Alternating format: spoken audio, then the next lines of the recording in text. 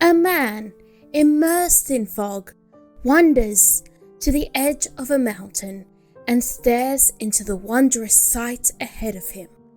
It is sublime. More than that, the man undergoes an emotional, terrifying, transformative, and utterly splendid experience.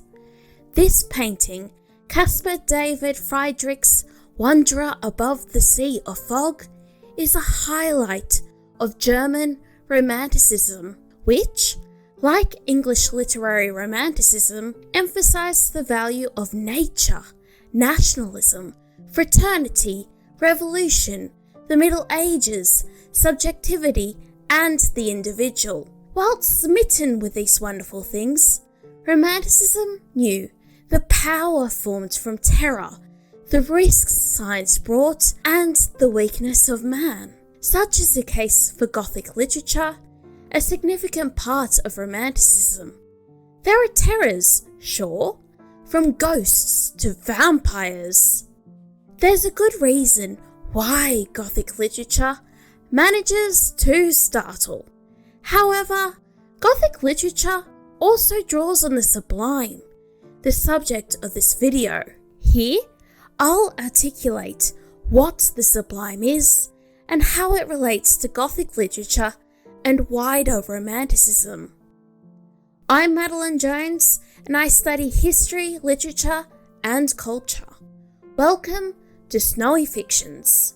The sublime is four things: emotional, terrifying, transformative, and beautiful.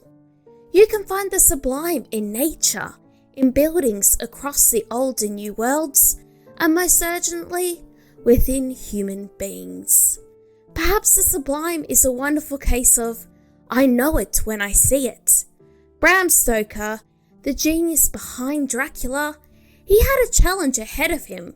To this writer, the sublime was found in Romania, in vampires, in old castles, sex, and melodrama. Yet, not everyone agreed in the 19th century. For this was also the age of the Enlightenment, science, anti-clerical attitudes, empire, and industry. Romanticism and Gothic literature didn't completely oppose these things, but they did challenge these assumptions. Returning to Stoker, him and other Gothic writers used storytelling to explore alternatives. This was done by tying regular human experiences, whether this was love, fear, and melancholy, into transformative encounters. Dracula is a wonderful example, as Stoker evokes genuine awe and fascination within the reader. Whilst characters transform into vampires as the story progresses, the reader also develops his or her understanding about the sublime, thus encouraging a romanticization of reality. A decaying castle in Romania was now a place of wonder, awe, and fascination thanks to the transformative power of the sublime. In many Gothic novels, the sublime can terrify the reader, and this is the case in Mary Shelley's classic Frankenstein. Here, the sublime may lie in Switzerland or England, these gorgeous European countries. Shelley was terrific at writing storms, misty fields, and imposing landscapes. Such environmental writing contributed to the romantic critique of Enlightenment rationalism. I would argue that Shelley goes further and finds the sublime in both Frankenstein and the monster. Here, it's important to note that the sublime isn't always good. The hubris and melancholy of both characters is not an easy read, yet it's certainly a powerful and all-encompassing experience.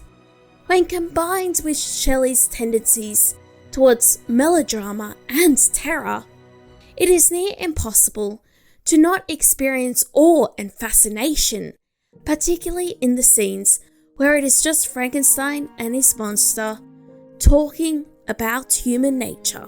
That said, there is beauty to the sublime. The Gothic exists in a context brimming with history and fantasy, as seen in Harry Potter and the awesome novel Jonathan Strange and Mr. Norrell.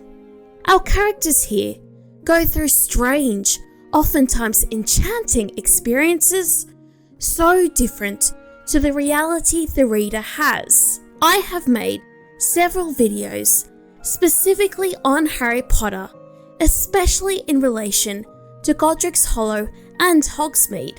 To summarise, J.K. Rowling uses well-known British and Irish settings and makes them magical to our eyes, and by doing this, she reveals the majestic forces lurking within our reality.